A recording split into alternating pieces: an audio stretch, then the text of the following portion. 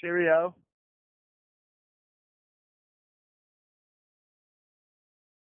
Hello, would you like to get registered for the net that's about to start here in a minute? Yeah, you put me down. I'm a Jimmy James. Copy that, Jimmy James. Can you let me know what state you're in? Damn, I wasn't that good. All right. Washington, Seattle, Washington.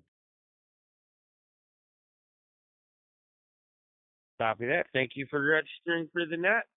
We got you down in Washington, Jimmy James. Do we have anybody else that would like to register for the net? Pistol Pete is here. Yeah, also Matt Frick, Tennessee, checking in. Copy that, Matt. We'll get you down as well. Pistol Pete, what state are you in? I'm in New York. Copy that. We got you down in New York, Pistol Pete. Glad you're here, brother. Do we have anybody else that would like to register for the net?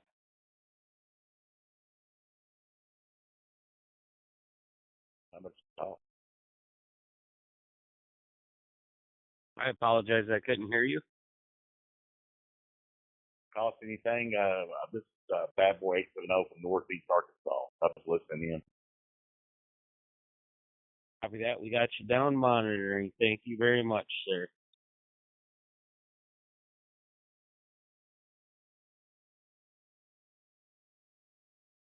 All right, one last check here. Do we have anybody else that would like to register for the net? Please go ahead and do so. Speak your name clearly and let us know what state you're in.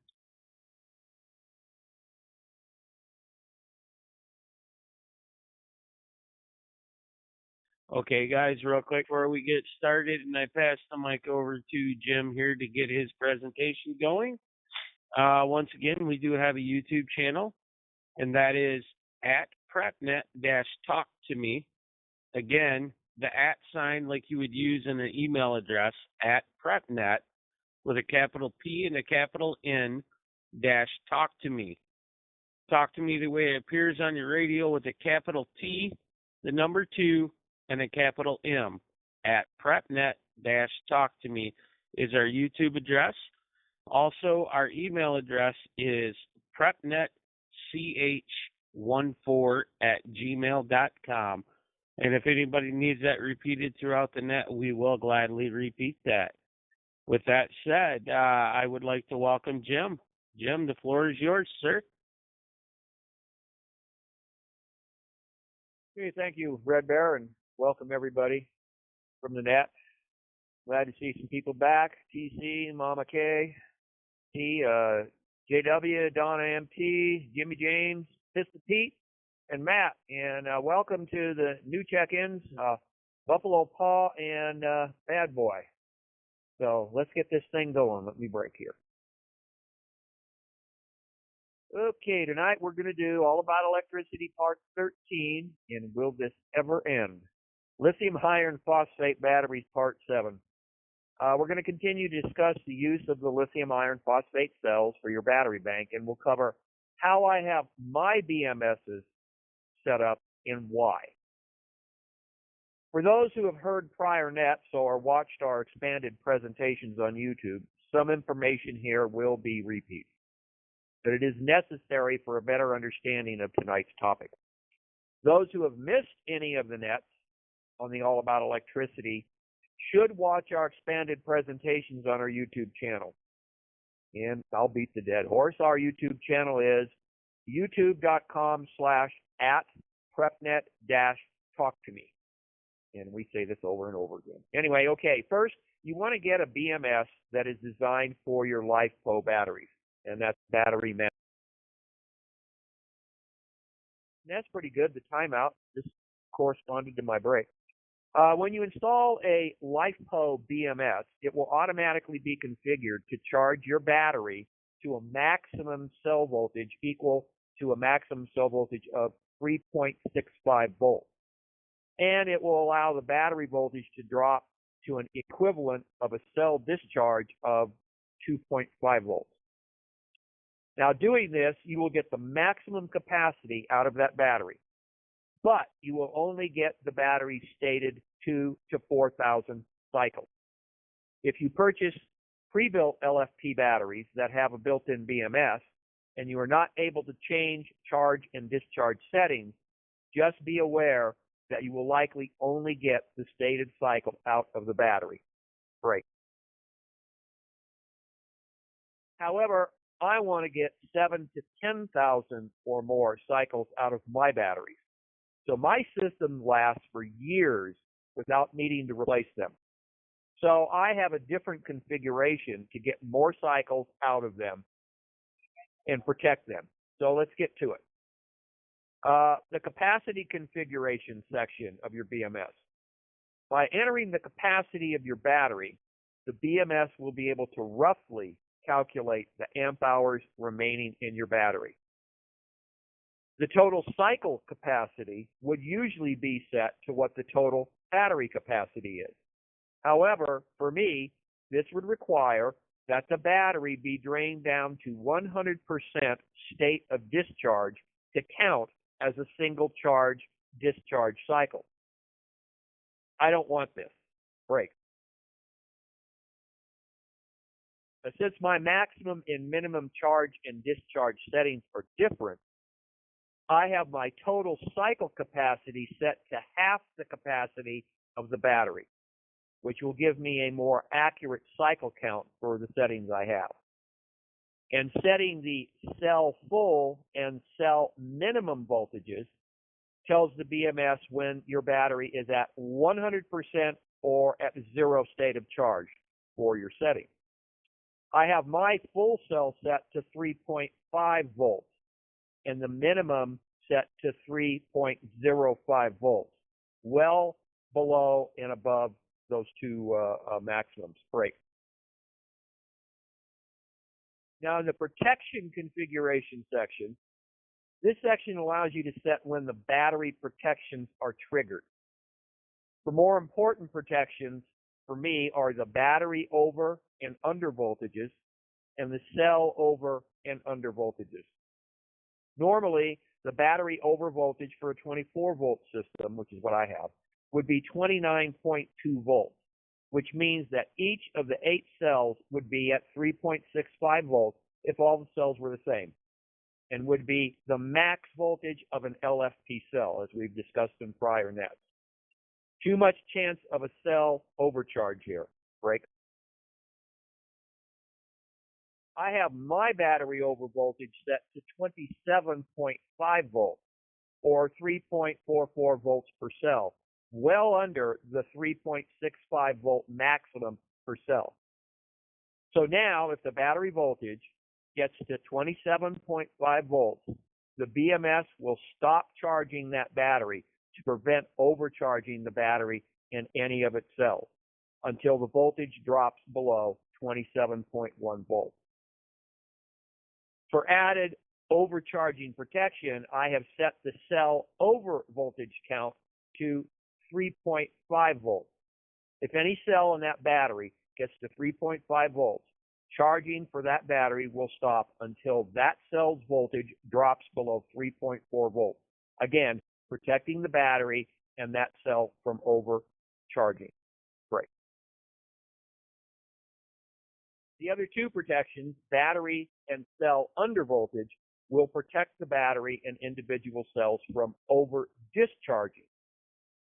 If the battery's voltage gets below 24.5 volts, in my case, which would equal 3.06 volts per cell, the discharging of the battery is cut off until the battery charges to 24.9 volts. And again, for additional protection, if any cell in the battery gets to 3 volts, which would be a total battery voltage of 24 volts, the discharging from that battery would stop until that cell is charged to 3.05 volts. Break.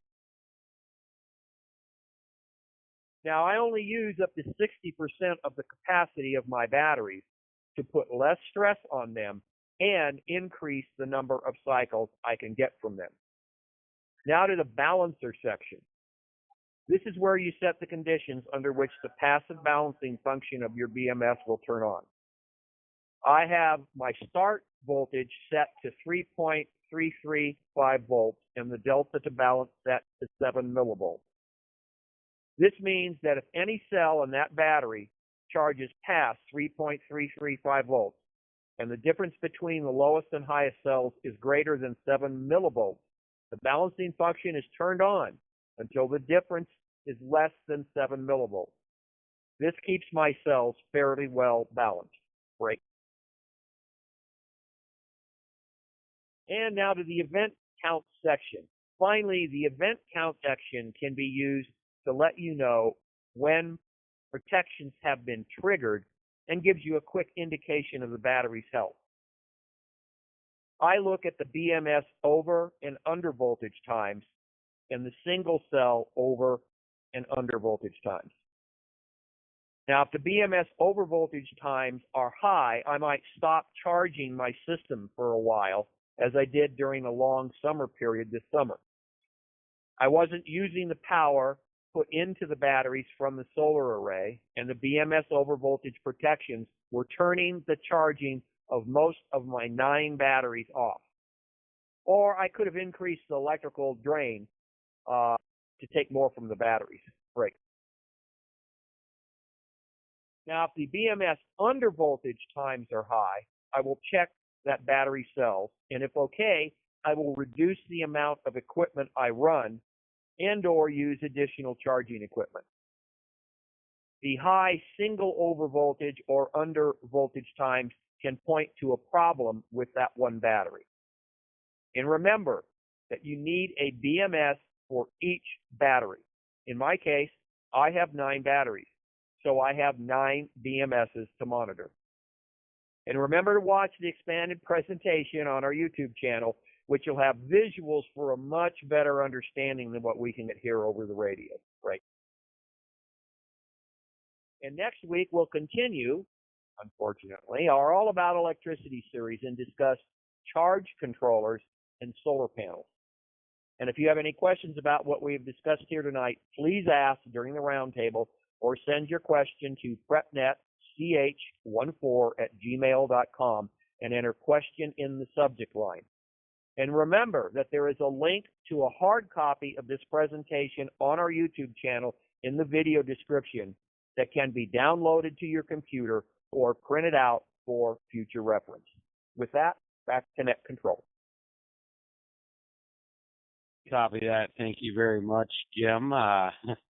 Lot to take in tonight, as usual, and that's, again, I'm going to beat the dead horse, why we stress the YouTube channel so much, guys, because even just the video of the net tonight, you can slow down and pause and take notes, and also you can get that PDF file downloaded as well, so that's a big plus. So, and the expanded packs there. We're going to check real quick. Do we have anybody else who would like to register for the net? The floor is yours. The bandit's in the house. Copy that, Bandit. Welcome in, welcome in. What, you're in Texas also, correct? Yeah, boy. Copy that. Do we have anybody else who would like to register tonight? Blue Eagle in California.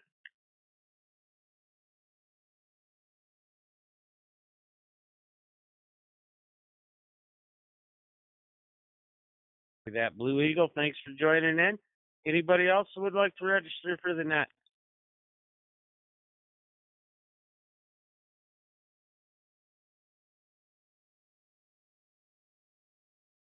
All right, yeah. Got a few notes tonight, but I will be checking the YouTube channel out to finish off my notes. But at this time, we're going to move on and start the roundtable issue here with TC in Louisiana. The floor is yours. Do you have any comments or questions tonight, sir? Actually don't have too much to say today. A lot of it went pretty fast. I'm gonna get back to that YouTube channel and listen to it again.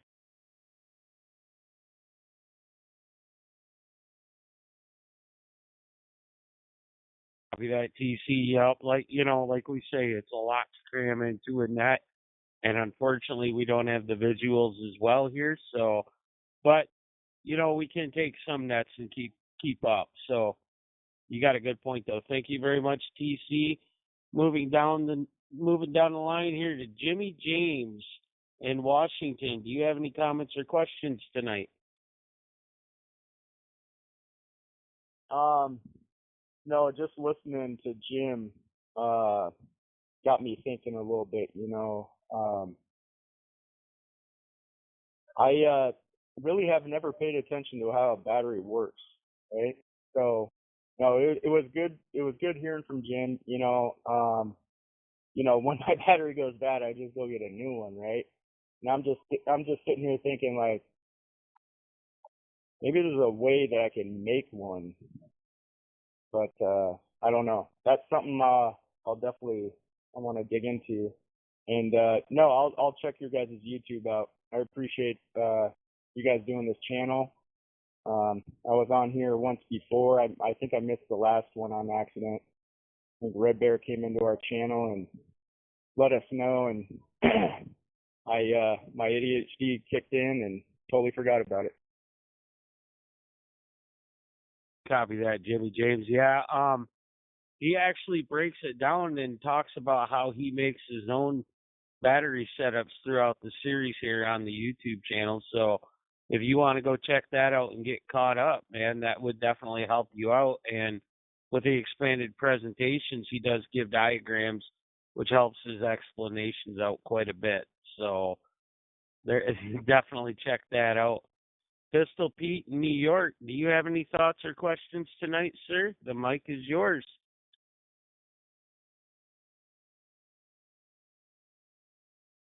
I don't know, to be honest with you. I was just kind of listening, you know what I mean, trying to just absorb, you know what I mean, like my first time being in the meeting. So I was kind of all over the place a little bit, but I enjoyed doing, you know what I mean, doing stuff like this.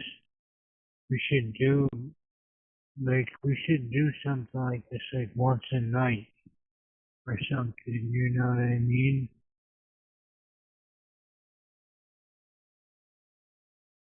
Copy that. Yeah, Pistol Pete, we do this every Sunday night at 6 p.m. Eastern. So you're always welcome to come back and check us out next Sunday.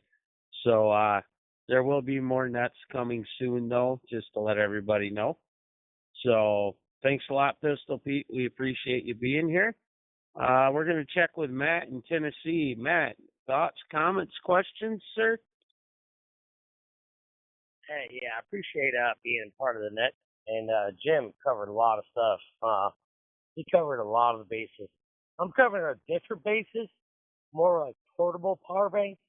I have a few like DeWalt portable power banks with use either 2 or 1 20-volt DeWalt batteries, and they're pretty efficient to an extent.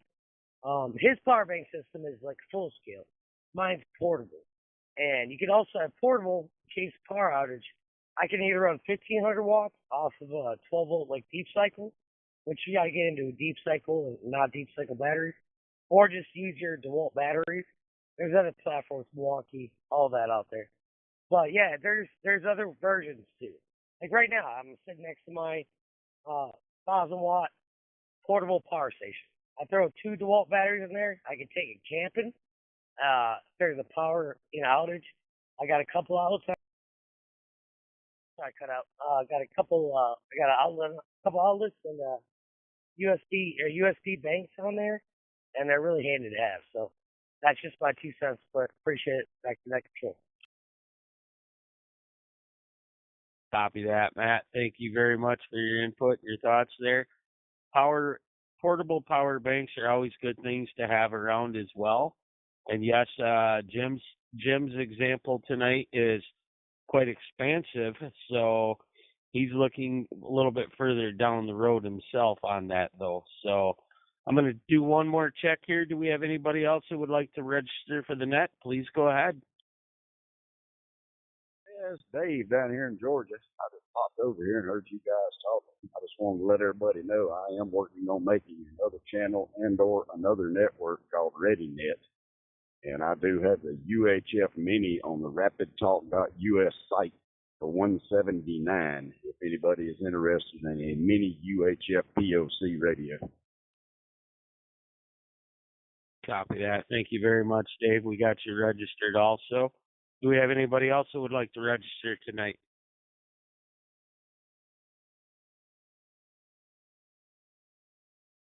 All right. And we had Bandit and Blue Eagle step in towards the end. Bandit, were you able to catch any of the net? No, just whenever I check in. But I don't have anything. I was just sitting on the side over here. After I figured go in the store here in a minute. So, anyway, I thought I'd just pop in. Oh, we appreciate you stopping and at least getting us some numbers, Bandit. Thank you very much. How about you, Blue Eagle?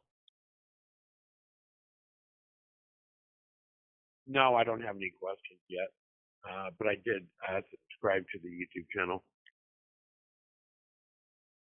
Copy that. We appreciate that, Blue Eagle, very much, sir. Thank you very much. We'll go ahead and turn this back to you, Jim, for any thoughts or comments on tonight. Okay, I don't know if you missed somebody. Bad Boy from Arkansas. I didn't know if he was marked down as monitor only. Yeah, he's marked down monitoring only. Okie doke, I missed that one. Okay, yeah, I just got a couple of quickies. Okay, I'll again, the poor horse. There's nothing left of it. The YouTube channel really enhances this. Like I said, this is a lot of this, especially this part, is getting way too technical just to be an audio only thing. And like Jimmy James said, a lot of people are not familiar with batteries, how they work, how to build them, and things of that nature. And one of the reasons why we bring this up is if things go bad, you can't go buy another battery. So you need to sort of get yourself prepared. And like where I'm at, I'm in rural Montana. We've had power outages, nothing big. The world didn't end, but I don't have water. I don't have electricity. I don't have water. So it's kind of important to have a backup. And I did it again. God, big mouth. So anyway, so that's sort of the reason why we do this. And let me see. I'm looking at my notes. Yeah, Matt's talking about portable use. Yeah, and I know we are talking more about a household use type system, but we did cover portable type systems also. And you have to decide what you need and what will work for you. The system I have, I'm not bugging out. I don't have to carry it with me. So I can have a much larger system that will do a lot more, where a lot of people, they're going to have to bug out and they're going to have to take what they can with them. And so this part is not part. But you can scale it up. You still need charge controllers, BMSs, and all that other stuff to get long life out of your batteries. And let me break real quick.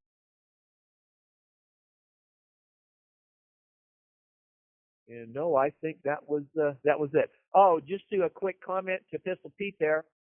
Yeah, it would be kind of nice to do this every night.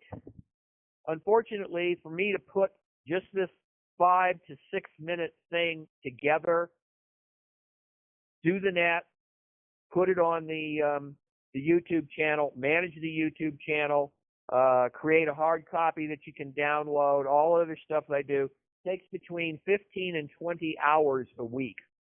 So it would be kind of hard unless I got way, way, way ahead. I'm getting too old for that. So anyway, I can't think anything else, so we'll throw her back to net control. Copy that. Thank you very much, Jim. We really appreciate it. I just want to do one last check here for everybody, including everybody monitoring as well. Just want to check, do we have any other questions or comments tonight? Please go ahead. Yeah, sorry, but Jim, how many AC amps can you pull off your battery bank? You get for like 200 amps, or like a whole household service, or what? Okay, I can pull a lot. As far as the batteries are concerned, I could pull, as far as the batteries are concerned, 52 or 2,520 amps, and the batteries can handle that. I'm not pulling anywhere near that. I do have a 5,000 watt split phase inverter that I can pull off of, but I have a bunch of batteries, so if I pull 100 watt or 100 amps off them, that's divided by 9, so each battery bank is only pulling 8 9 amps out of it. So I don't have to worry about overdoing that. And I do have portable LiPo batteries, which takes 4 cells, so I can do my portable work. So it's not just at the house. And all my emergency power, let me break real quick. All of my emergency power for the house does not actually run the house. It's not tied into the house wiring.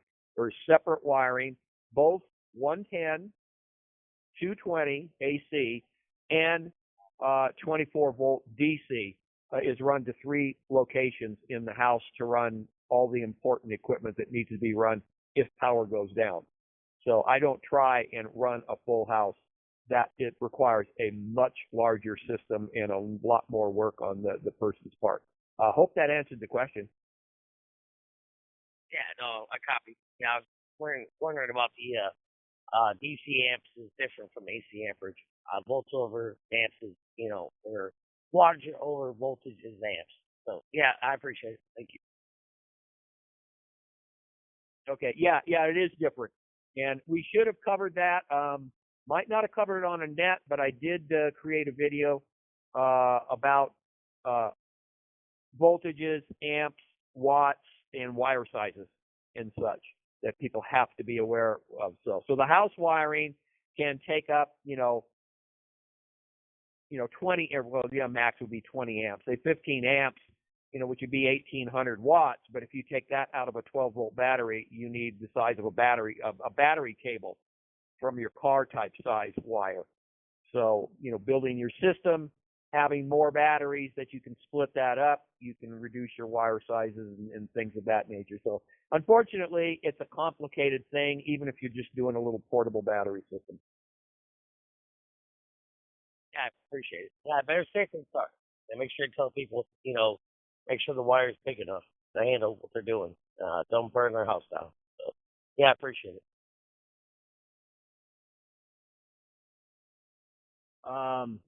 This is Jimmy James here. Jim, this might be a wild question, but I've seen some videos online of, some models of ways to get continuous energy through like hooking up, like 2 alternators. I've seen some other models with, magnets, to where it takes a little bit of energy to get it going and it puts out more energy than what it takes in. Have you experimented with anything like that? I have not actually experimented. I know exactly what you're talking about. One thing is taking electric motors, and you have to specially wire one motor. It's hooked into the other. You do have to start it, so you'd have to have either a battery and an inverter, because you have to apply 120 volts to it. The only problem with those, in theory, they're good. However, they have moving parts. And I actually bring that up in one of our other nets. I like the solar thing because there's no moving parts. And so your maintenance and the things you have to worry about are less. So I know exactly what you're talking about, and I wouldn't waste time at this point. I would go with a more traditional system, and then if you wanted to experiment with something like that. Hopefully that answers. Yeah, there's a law about that. Well, one of the laws about that. Centrifugal force, producing more energy than you actually, gain. But yeah, we're not there yet. Well, yeah, we should have been there a long time ago. It's just the oil companies are holding us down, is what's going on. But I know there's a way. But you're right, Jim. I mean, I think my brain's a little bit too small to grasp it. But no, you answered my question. It's just fun to think about, is all. I was just wondering if you've experimented with anything like that.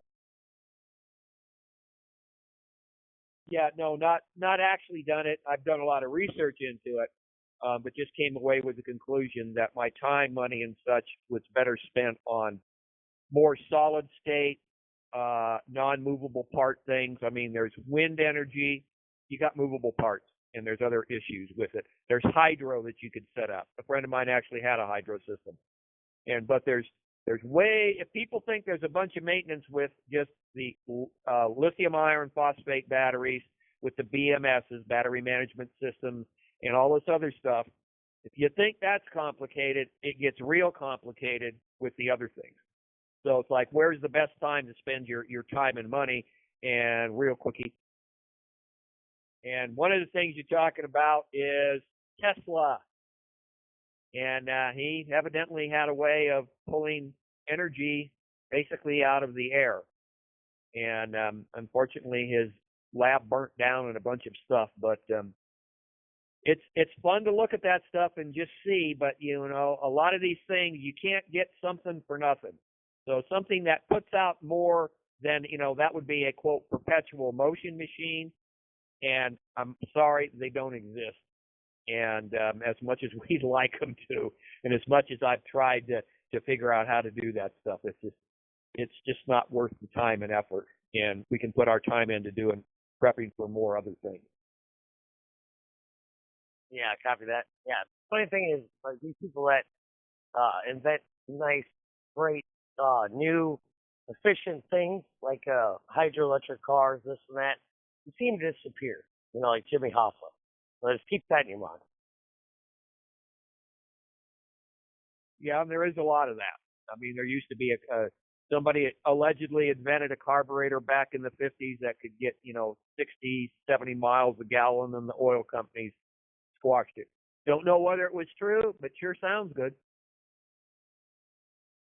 Yeah, there was multiple cases where guys would invent something and they kept the ingredients to themselves because they had dollar signs on their minds, and they took it to their grave, So there's ways. Oh yeah, there's ways. Yeah, just keep it to yourself. Figure it out. Keep it to yourself or your buddies. But yeah. Otherwise, a lot of these guys, man, they disappear somehow.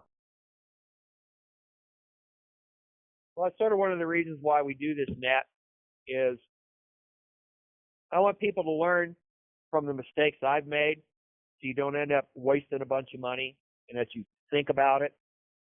And everybody's situation, as we've talked about before, is going to be different based on what your needs are, what you're going to be doing, what the dangers are that you have to mitigate, et cetera, et cetera. And so that is the whole point of this, is just to bring tested things out to get people thinking, and hopefully they'll be able to to build their preps up that are necessary for when anything happens. You lose your job, you break your leg. I mean, there's no downside to preparing. Yeah, thanks, Jim. You're actually very, very knowledgeable.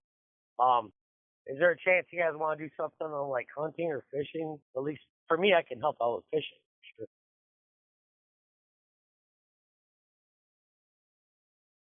Right, yeah. There's still a bunch to cover. Security, sanitation, cooking, heating, shelter. I mean, there's a whole bunch of other subjects that I wanted to cover, but I wanted to try and do things in an order that would make sense start out here and work your way up. But yeah, that is coming in the future. I copy that. Yeah, I can help out with a lot of that stuff too. So yeah, I had a good time. Good time. Jim, you're very knowledgeable. Thank you, Red Bear. Net Control is a great net. Yeah, another show I'd recommend, God, I forget the name of it, but there was that guy that went out to Alaska and built his own log cabin and he buried his food underground, acted as a refrigerator. God, every time that was on cable, I remember I'd be stuck watching it. I love that show. You guys remember what that show was called?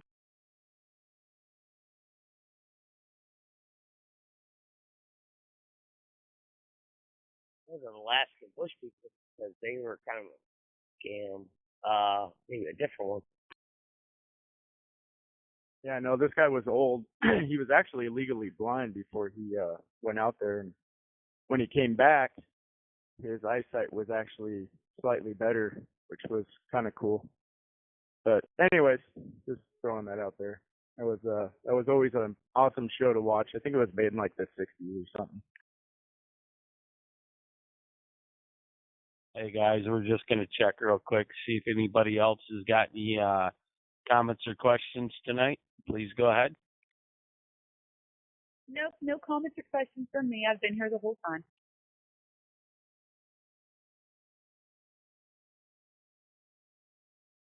Thank you, Mama Katie. Do we have anybody else that has any comments or questions tonight?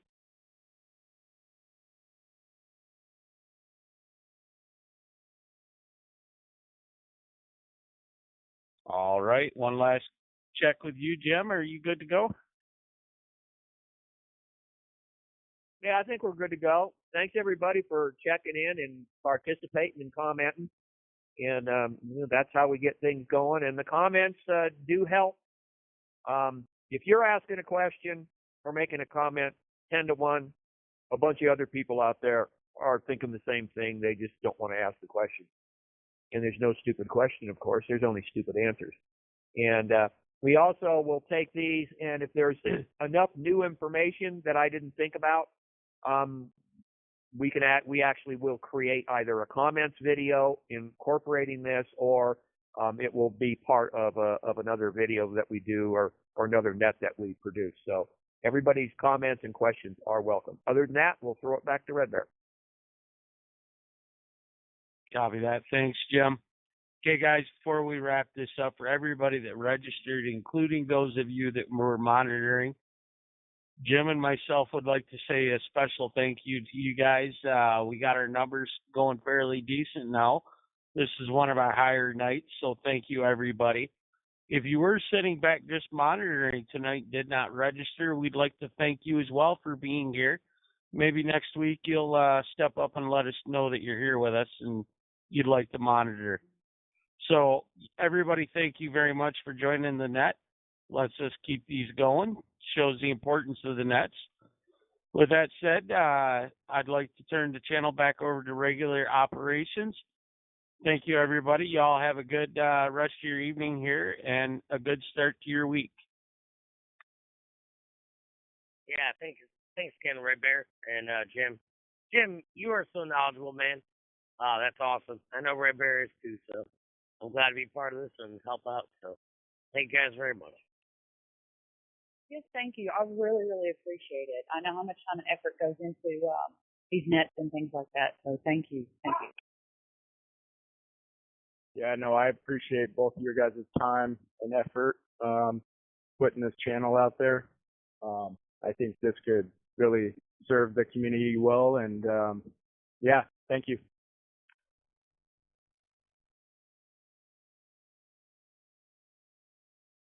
Thank you, guys, and good night from South Louisiana. Hey, you have a good night there, TC. Glad you made it here with us. Glad you were here, man. You have a good week also, buddy. We'll see you next Sunday.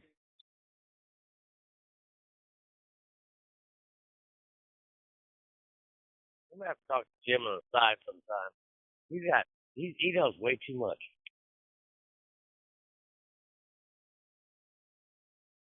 No, I'm just old. Yeah, I copy that, but got a lot of knowledge, man. A lot of useful knowledge, and I like it. I mean, that's awesome, man. Yeah, he's got that wisdom. I live in Montana, so you gotta learn where you gotta learn it all. But I like it because I try to do everything myself, but Jim's got it down pat. Well, I don't know about having it down pat. I've been doing this for over 50 years, and I'm still learning stuff. So you're never too old to learn. You're never too old to modify your plans or what you thought you were going to need. So it's basically a way of life and a mindset, and always be open to what can work. So if somebody does produce a perpetual motion machine and it does actually work, I'm all for it. Yeah, that's kind of what they were saying when I was reading. If you do discover something like that could change the world, the best thing you could do is get that information out to everybody you know. Make a channel, put it out. Don't think about making money. Get it out. It could really save the world. So, anyways, that's what I would do. Yeah, I'll do the same thing. I put it out there real quick and high for the hills. Matt was on there earlier saying, well, keep it to yourself, maybe share it with a buddy. And I was thinking, Matt would be the guy to figure this out. I'm glad I'm Matt's buddy. Yeah, I could probably figure it out, to be honest. I love Tesla, Nikola Tesla, and Einstein, and all that. Even though Einstein's kind of a fraud. I don't want to say it the wrong way, but you know what I mean. But anyways, yeah, be on the right side of the thing, but run for the hills. Yeah, there's records of his office being, in his safe, all his files taken and everything. So, our government hasn't been on our side for a long time. Yeah, I'm not saying fraud by any means. It's just one to beat the punch, like Alexander Graham Bell and Einstein. I mean, he's not bad, but the great minds are great, but everybody tries to copy him or take him off. Look at Tesla. No, he had a great mind, but look what happened to him. Well, yeah, and he was going to make it available. He wasn't thinking of the money. And actually, he's the one that came up with AC. And of course, they turned around and stole that. After or prior to that, they turned around and said how dangerous it was. And the others were talking about DC, and they'd have to put in, you'd have cables, the size of a fire hose going to your house, and they had to put in these every 4 or 5 miles there had to be generation stations and et cetera. I mean, Tesla had an unbelievable mind, and it's just unfortunate. What happened? Big something got involved and just messed it all up. We'd probably be happy today if it wasn't for that. But we're going to try and figure things out and bypass those guys. Yeah, we just got to deal with what we got. I mean, alternating current, AC, it's great. It really is. You don't have to worry about DC. DC is good for short range or batteries, this and that. Alternating current, that's great for longer range and all that. I hope in the future they might have some kind of other. We have fiber optic too, but hopefully other things come out. So we'll see what the future holds.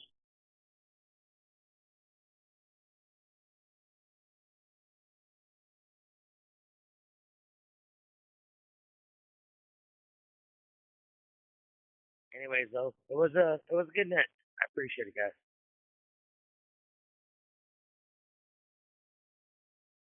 Okay, well, I'm gonna sign off. I gotta turn around and take the meeting recording that is still recording right now and get that up on the YouTube site. So hopefully talk at you guys next week.